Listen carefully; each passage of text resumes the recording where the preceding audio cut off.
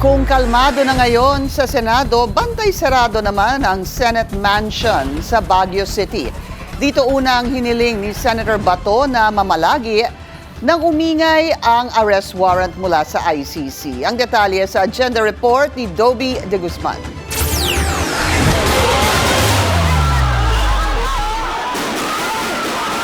Matapos ang barilan sa Senado, kapansin-pansin ang presensya ng mga pulis sa harap ng Senate Mansion sa Baguio City. Bukod sa mga nakabantay sa loob ng compound, may mobile patrol ng Baguio City Police ang nakaparada sa harap. Ayon sa mga nakausap ng BNC na tumangging magpakilala, napansin nila ang paghihigpit sa seguridad mula nang magkaputukan sa Senado. Pero ayon sa Baguio Police, matagal na nila itong ginagawa. Tourist spot din kasi yan, kaya normal lang talaga na may mobile kami na nag-iikot dyan. Kaya yun lang naman ang ano dyan, sir. Hindi naman siya related yun sa nangyari sa Cindy. Ilang metro lamang ang layo ng Senate Mansion mula sa pamosong The Mansion, ang official residence ng Pangulo sa Baguio City.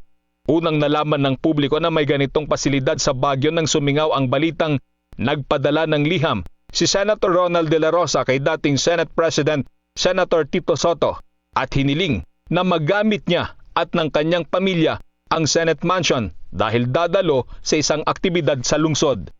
Binatikos ito ng publiko, lalo na't matagal na itong hindi dumadalo sa mga sesyon ng Senado.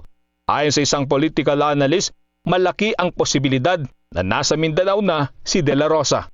Tatakas man niya ng Pilipinas, ang dadaanan niya dalawa lang, either Malaysia or Indonesia. Sa Malaysia, yung Sandakan. Pero ito hindi niya na-realize, no, na ang Pilipinas ang chair ng ASEAN Summit ngayon. So parang magiging Alice Guo yan, no? Yung kanyang warrant of arrest, no, from ICC.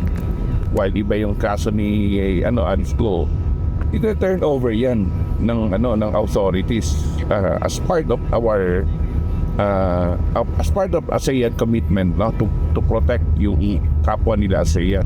Para kay Serrano, ang pagtakas ay katumbas ng pag-ako sa kasalanan. Para sa agenda, Dobby De Guzman, Billionaire News Channel, Baguio City. Mag-follow sa aming mga social media accounts at mag-subscribe sa aming YouTube channel para sa pinakahuli at eksklusibong mga balita.